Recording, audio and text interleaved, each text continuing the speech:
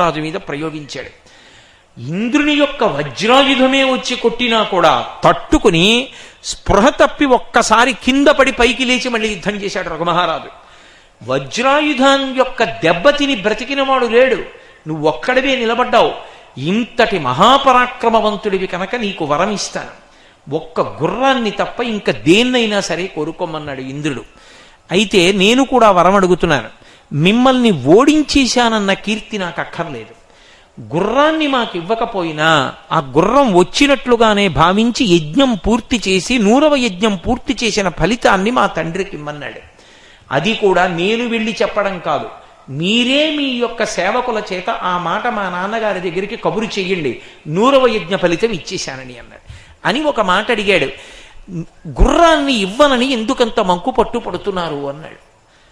అబ్బో ఏమి వర్ణించాడో కాళిదాస మహాకవి.